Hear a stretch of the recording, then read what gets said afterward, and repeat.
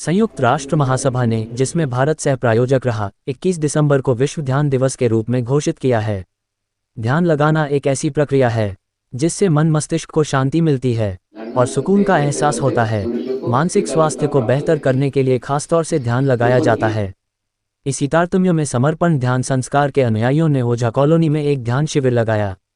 ध्यान शिविर में संगीता भारद्वाज ने ध्यान के महत्व और उसकी ज़रूरत के बारे में विस्तृत जानकारी दी। प्रतिदिन ध्यान करने से विद्यार्थियों को शिक्षा में, व्यापारियों को व्यापार में एकाग्रता के साथ घर परिवार में शांति और समृद्धि बनी रहती है। सुविधाओं की दौड़ में आमजन तनाव के शिकार हो रहे हैं, इसीलिए मानसिक तनाव बढ़ता जा रहा है। इस तनाव से मुक्ति के लिए लोग शराब का सेवन और अन्य मादक पदार्थों के सेवन में लग जाते हैं। सारी समस्याएं मन से जुड़ी हैं और ध्यान योग से यह समस्या समाप्त हो जाती है। ध्यान से शरीर स्वस्थ रहता है, मानसिक विकास होता है, पारिवारिक संबंधों में सुधार आता है, सामाजिक संबंधों में सुधार आता है और आध्यात्मिक उन्नति भी होती है। ध्यान शिविर में सुनीता शुक्ला ने अपने अनुभव साझा किए। ध्यान शिविर में निशा तंवर, हेमलता देशमुख, मधुबाला भारद्वाज, कोमल प्रजापत, ममता चौहान, राधा सेंगर, शोभा पोरवल, मधुबाला जैन, ममता प्रजापत, अशोक शर्मा, चंद्रमोहन शर्मा आदि उपस्थित थे। ध्यान करने से भूतकाल के विचार नहीं आते, भूतकाल के विचार नहीं आने से भविष्यकाल का विचार भी नहीं आता है। ध्यान से मेंटल व फिजिकल दोनों का लाभ होता है। साथ में मौन, शांति, आनंद, संवेदनशीलता भी बढ़ती है। जो विद्यार्थी मेडिटेशन करते हैं वो हर चीज का नेतृत्व करते हैं। लाभ: शरीर स्वस्थ रहता है, मानसिक विकास होता है, जीवन में सफलता मिलती है, पारिवारिक संबंधों में सुधार आता है, सामाजिक संबंधों में सुधार आता है और व्यक्ति की आध्यात्मिक उन्नति होती है।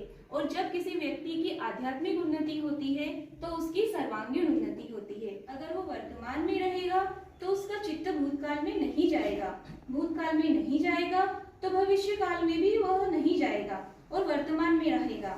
ध्यान करने से व्यक्ति बैलेंस में रहता है, वर्तमान में रहता है, वह ऊर्जा के साथ काम करता है।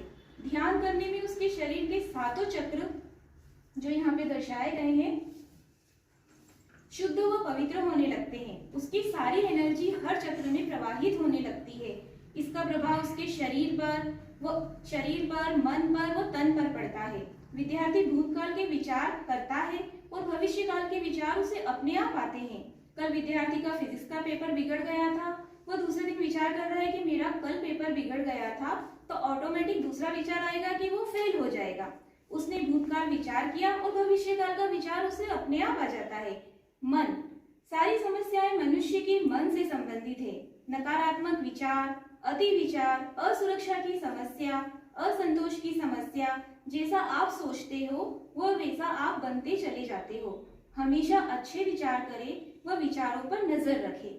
हर 2 घंटे में अपने विचार चेक करें कि आपको कौन कौन से विचार आ रहे हैं। अब ध्यान कर, जब आप ये जो प्रवचन सुनेंगे इसमें आप अपने अंदर महसूस करिए, अपने शरीर को बिल्कुल शिथिल छोड़ के और इनके प्रवचन का फिर लाभ लीजिए, तो आपको बहुत अच्छी अनुभूति होगी।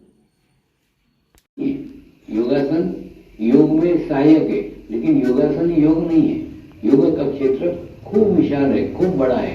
इतने विशाल क्षेत्र को, इतने बड़े क्षेत्र को केवल हमने पिछले 8 सालों से योगासन के रूप में सिमट करके रखा हुआ है। देखिए, अष्टांग योग की 8 पादान है। देखिए, इसके अंदर पहली पादान है यम।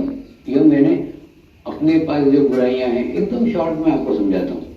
अपने पास जो बुराइयां हैं या अपने जो बुरे कर्म है वो छोड़ने का प्रण करना, प्रयास करना, ये सब योग के अंदर आता है। जिस प्रकार से बुरी बातें छोड़ना ही यम के अंदर आता है, बिल्कुल ठीक ऐसे ही उसकी दूसरी पालन है नियम। तो नियम के अंदर अच्छी बातें ग्रहण करना, अच्छे जीवन में अच्छे नियम लागू करना, ये नियम के अंतर्गत आता है। और उसके ऊपर तीसरी जो पादान है वो तीसरी पादान है योगासन।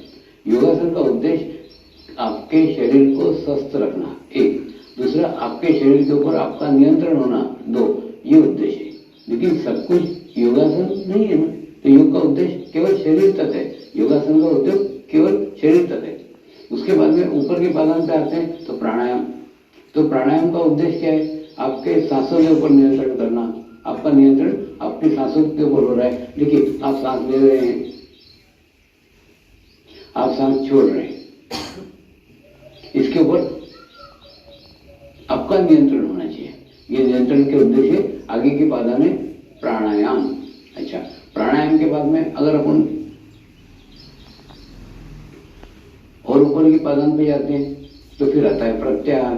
प्रत्याहार मतलब उन वस्तुओं का त्याग करना, उन व्यक्तियों को छोड़ना, उस वस्तुओं को छोड़ना जो व्यक्ति एक वस्तु हमारे लिए अनुकूल नहीं है।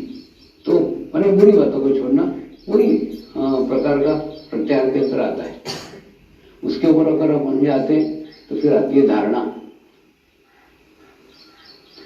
धारणा का अर्थ है किसी मूर्ति पे, किसी फोटो पे